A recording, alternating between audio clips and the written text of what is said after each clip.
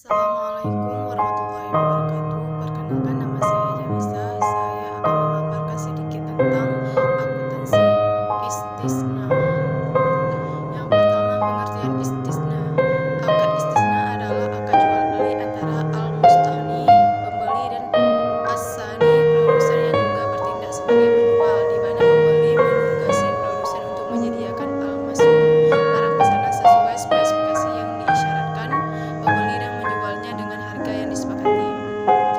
Cara pembayarannya dapat berupa pembayaran di muka, cicilan, atau dapat ditangguhkan dalam jangka waktu tertentu. Dan umumnya cara pembayaran istisna dilakukan dengan cicilan.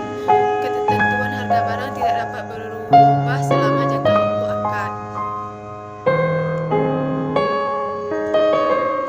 Pada dasarnya, akad tidak dapat dibatalkan kecuali memenuhi kondisi sebagai berikut. Yang pertama, kedua belah pihak setuju untuk menghentikannya. Yang kedua, akad batal demi hukum karena timbul kondisi hukum yang dapat menghalangi pelaksanaan atau penyelesaian akad. Pembeli mempunyai hak untuk memperoleh jaminan dari penjual atas jumlah yang telah dibayarkan dan penyerahan barang pesanan sesuai dengan spesifikasi dan tepat waktu.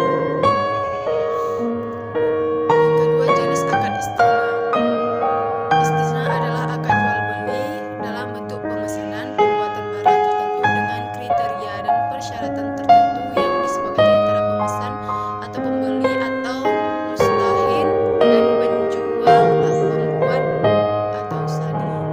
Yang kedua, istisna paralel adalah suatu bentuk akad istisna antara penjual dan pemesan, di mana untuk memenuhi kewajibannya kepada pemesan, penjual melakukan akad istisna dengan pihak lain, subkontraktor, yang dapat memenuhi aset yang dipesan pemesanan. Yang kedua, rukun dan ketentuan akad istisna.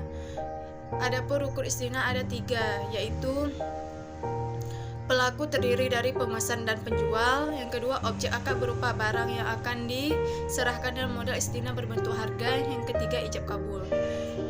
Ketentuan, pelaku harus mengerti hukum dan balik. Yang kedua, objek akad.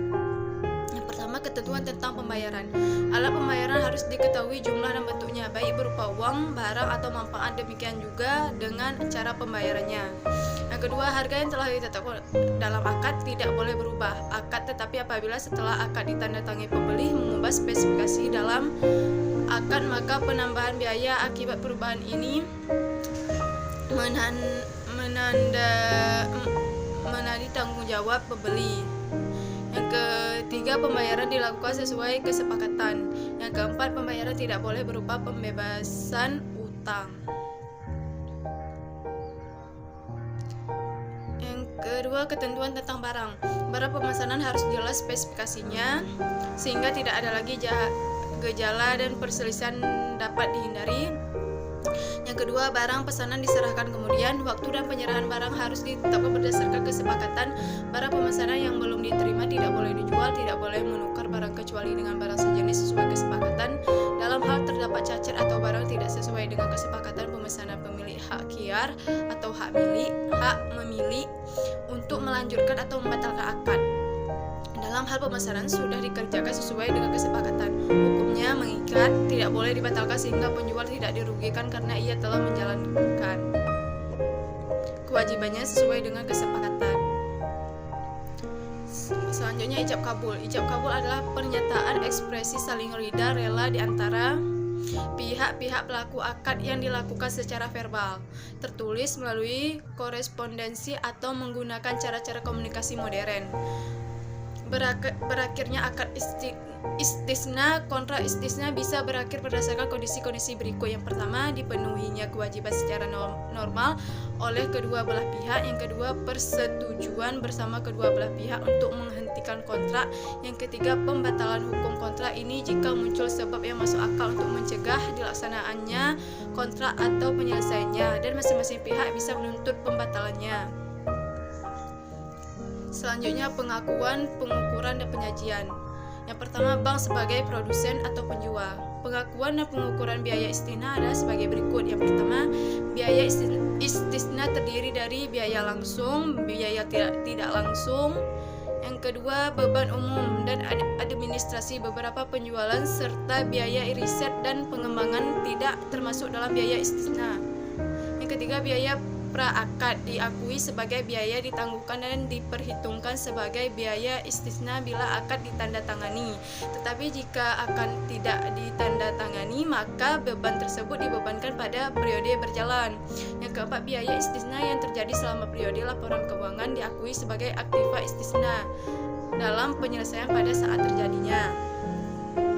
Kedua, pengakuan dan pengukuran biaya istisna paralel adalah sebagai berikut. Yang pertama, biaya istisna paralel terdiri dari biaya perolehan, biaya tidak langsung yang berhubungan dengan akad yang dilakukan secara objektif, semua biaya akibat subkontraktor tidak dapat memenuhi kewajiban jika ada. Yang kedua, biaya istisna paralel diakui sebagai aktiva istisna dalam penyelesaian pada saat diterimanya tagihan dari subkontraktor sebesar jumlah tagihan. Yang ketiga, tagihan setiap termin dari bank kepada pembeli akhir diakui sebagai piutang istisna dan sebagai terima istisna pada pos pelayanan. Yang kedua, bank sebagai pembeli. Yang pertama, bank mengakui aktiva istisna dalam penyelesaian sebesar jumlah termin yang ditagih oleh penjual dan sekaligus mengakui utang istisna kepada penjual. Yang kedua, apabila barang pemesanan terlambat diserahkan karena kelalaian atau kesalahan penjual dan mengakibatkan kerugian bank, maka kerugian itu dikurangkan dari garansi penyelesaian proyek yang telah diserahkan penjual. Apabila kerugian melebihi garansi penyelesaian proyek, maka selisihnya akan diakui sebagai piutang jatuh tempo kepada subkontraktor. Yang ketiga, jika bank menolak barang pesanan karena tidak sesuai spesifikasi dan tidak dapat memperoleh kembali seluruh jumlah uang yang telah dibayarkan kepada subkontraktor, maka jumlah yang belum diperoleh kembali diakui sebagai piutang tempo kepada subkontraktor. Yang keempat, jika bank menerima barang pesanan yang tidak sesuai dengan spesifikasi, maka barang pesanan tersebut diukur dengan nilai yang lebih rendah antara nilai wajar dan biaya perolehan. Selisih yang terjadi diakui sebagai kerugian pada periode berjalan.